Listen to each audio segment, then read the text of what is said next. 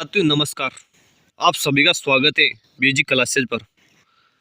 तो साथियों मैं आज आपके सामने एक बहुत ही बड़ी योजना लेकर आया हूं साथियों, जो बहुत ही बड़ी खुशखबरी है साथियों। 1 फरवरी 2025 से लागू होने वाली है ये योजना। इसमें क्या क्या बदलाव होंगे और किससे संबंधित है, ये संपूर्ण जानकारी मैं आज आपके सामने लेकर आया हूँ। इसमें पेंशन के अच्छे नियम बताए गए दोस्तों आपके लिए, जो बहुत ही इंपॉर्टेंट है। वृद्धावस्था, विकलांग, विधवा पेंशन में बढ़ोतरी, ये सभी जानकारी मैं आज आपके सामने लेकर आया हूँ।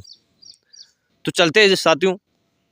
चलने से पहले मैं आपसे एक रिक्वेस्ट करता हूं कि हमारे बीजी क्लासेज को ज़्यादा से ज़्यादा लाइक, शेयर और सब्सक्राइब जरूर करेगा साथियों, ताकि इस योजना का बारे में किसी और को भी मालूम हो। और ऐसे और भी वीडियो देखने के लिए हमारे चैनल को सब्सक्राइब जरूर करेगा साथियों। तो ठीक है साथियों, चलते हैं कि 1 फरवरी 2025 से पेंशन के ये अच्छा नियम क्या क्या है और इसमें वृद्धावस्था, विकलांग और विधवा पेंशन में कितनी बढ़ोतरी होने वाली है साथियों। तो नए पेंशन नियम क्या क्या बनाए गए साथियों सरकार ने, ये बहुत ही बड़ी जानकारी है साथियों कि भारत सरकार ने पेंशन वितरण प्रणाली में बड़ा बदलाव करने की घोषणा की है। 1 फरवरी 2025 से लागू होने वाली इन नियमों का उद्देश्य पेंशन प्रणाली को पारदर्शी, लाभदायक और डिजिटल बनाना है।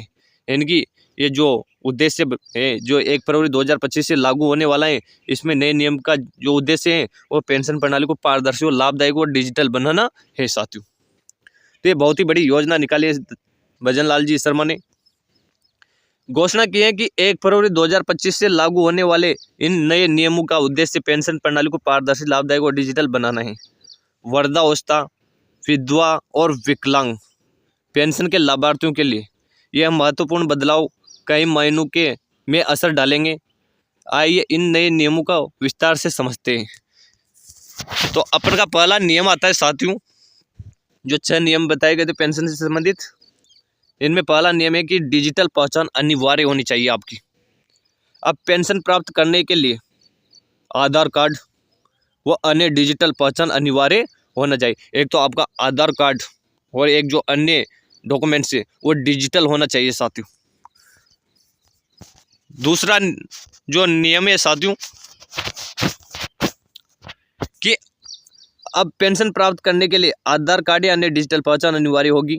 पेंशन धारकों को हर महीने KYC का अपडेट कराना होगा। यानी कि आपको हर महीने KYC करवानी पड़ेगी आधार कार्ड के साथियों, तभी जाके आपको पेंशन मिलेगी साथियों, नहीं तो आपकी पेंशन बंद हो जाएगी साथियों। तो ये बहुत ही बड़ी योजना है साथियों कि यह कदम फर्जी लाभार्थियों को हटाने और पात्र व्यक्तियों को लाभ सुनिश्चित करने के लिए उठाया जाता है। यानी कि ये कदम इसलिए उठाए गए साथियों कि कोई जो फर्जी लाभार्थी हैं वो पेंशन उठा रहा है, किसी की मृत्यु हो चुकी है लेकिन फिर भी पेंशन उठा रहे हैं, उसके लिए ये KYC योजना लागू की गई है साथियों।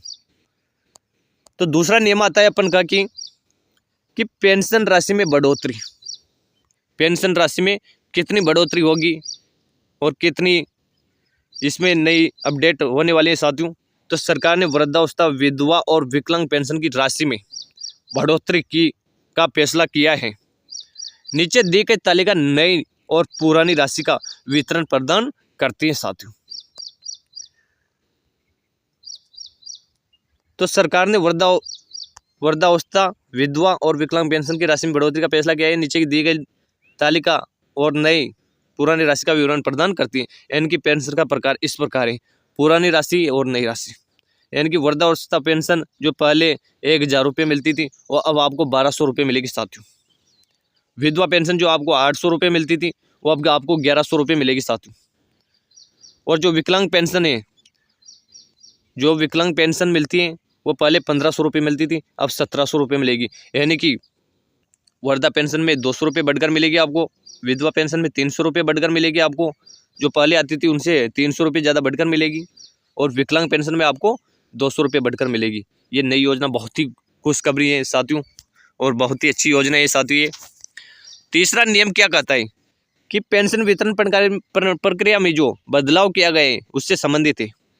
अब पेंशन राशि सीधे लाभार्थियों के बैंक खाते में ट्रांसफर की जाएगी। जो भी लाभार्थी है उसके सीधे बैंक खाते में ट्रांसफर हो जाएगी राशि अपने आप। नगद वितरण पूरी तरह समाप्त होगा।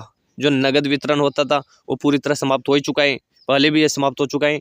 यह प्रक्रिया धोखाधड़ी को रोकने और पारदर्शिता लाने में आपकी मदद करेगी, यानी कि कोई दूसरा इस राशि को नहीं उठा सके। इसके लिए ये योजना बहुत ही इंपॉर्टेंट है साथियों।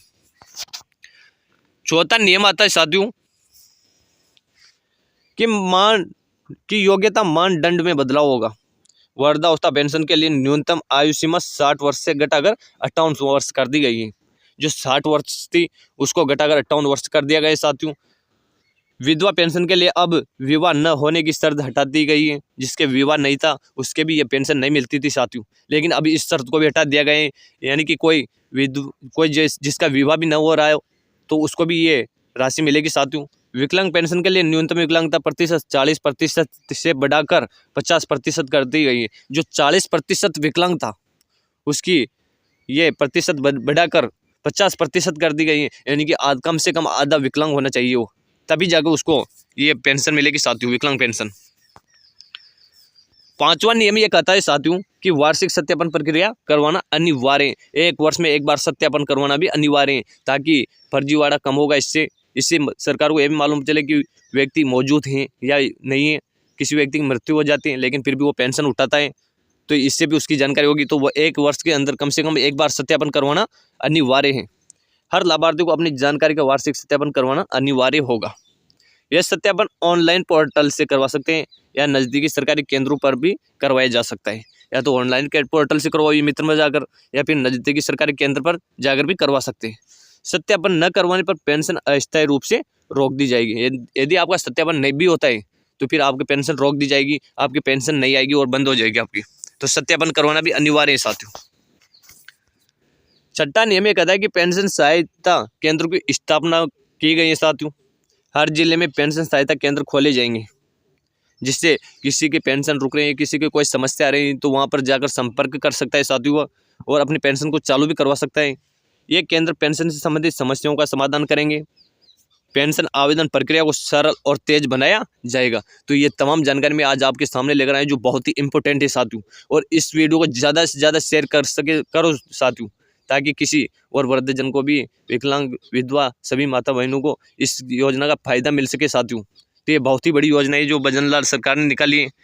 तो ठीक है साथियों, मिलते हैं अगली क्लास में। तब तक के लिए बने रहिएगा हमारी बीजी क्लासेज चैनल के साथ, और इसको ज़्यादा से ज़्यादा लाइक, शेयर और सब्सक्राइब जरूर करिएगा साथियों, ताकि कोई भी नई योजना की अपडेट सबसे पहले आप तक मिल सके साथियों। तो ठीक है साथियों, मिलते हैं अगली क्लास में। तब तक के लिए धन्यवाद।